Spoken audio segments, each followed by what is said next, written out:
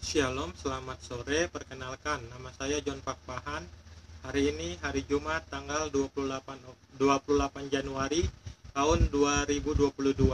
Pada saat ini saya akan bicara dengan tema siapakah anak-anak Nabi Yakub alaihissalam. Hari ini saya akan bicara dengan tema siapakah nama anak-anak Nabi Yakub alaihissalam. Mari kita mulai.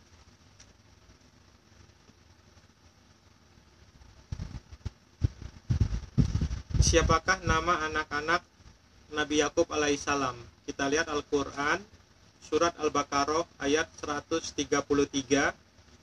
Adakah kamu hadir ketika Yakub kedatangan tanda-tanda maut, ketika ia berkata kepada anak-anaknya, apa yang kamu sembah sepeninggalku? Mereka menjawab, kami akan menyembah Tuhanmu dan Tuhan nenek moyangmu, Ibrahim, Ismail, dan Ishak, yaitu Tuhan yang Maha Esa, dan kami hanya tunduk patuh kepadanya. Ini penjelasan saya terhadap surat Al-Baqarah ayat 133. Ini penjelasan dari saya terhadap surat Al-Baqarah ayat 133. Adakah kamu hadir ketika Yakub kedatangan tanda-tanda maut, ketika ia berkata kepada anak-anaknya? Ini penjelasan dari saya.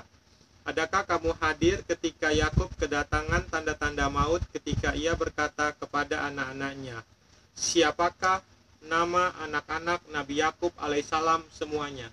Saya ulangi sekali lagi, siapakah nama anak-anak Nabi Yakub alaihissalam semuanya? Jawabannya tertulis dalam Al-Quran di surat apa, ayat berapa. Kalau tidak bisa dijawab, maka terbukti dengan nyata bahwa Al-Quran tidak terperinci dan tidak sempurna. Saya ulangi sekali lagi, kalau tidak bisa dijawab, maka terbukti dengan nyata bahwa Al-Quran tidak terperinci dan tidak sempurna.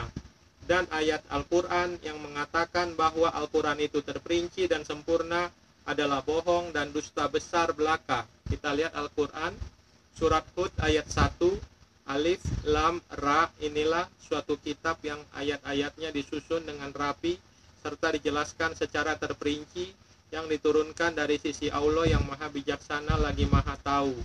Kita lihat Al-Quran surat Al-An'am ayat 114. Maka patutkah aku mencari hakim selain daripada Allah, padahal dialah yang telah menurunkan kitab Al-Quran kepadamu dengan terperinci. Orang-orang yang telah kami datangkan kitab kepada mereka, mereka mengetahui bahwa Al-Quran itu diturunkan dari Tuhanmu dengan sebenarnya. Maka janganlah kamu sekali-kali termasuk orang yang ragu-ragu. Kita lihat Al-Quran surat Ibrahim ayat 52. Al-Quran ini adalah penjelasan yang sempurna bagi manusia, dan supaya mereka diberi peringatan dengannya, dan supaya mereka mengetahui bahwasanya Dia adalah Tuhan yang Maha Esa, dan agar orang-orang yang berakal mengambil pelajaran. Kita lihat Al-Quran surat Al-An'am ayat 115. Telah sempurnalah kalimat Tuhanmu Al-Quran sebagai kalimat yang benar dan adil. Tidak ada yang dapat merubah, tidak ada yang dapat. Kita lihat Al-Quran surat Al-An'am ayat 115. Telah sempurnalah kalimat Tuhanmu Al-Quran sebagai kalimat yang benar dan adil. Tidak ada yang dapat merubah-rubah kalimat-kalimatnya, dan dialah yang maha mendengar lagi maha mengetahui.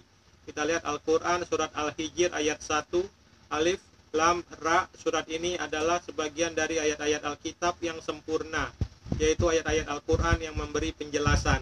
Itu adalah dasar dalil dalam Al-Quran yang mengatakan bahwa Al-Quran itu sempurna dan terperinci. Kalau memang benar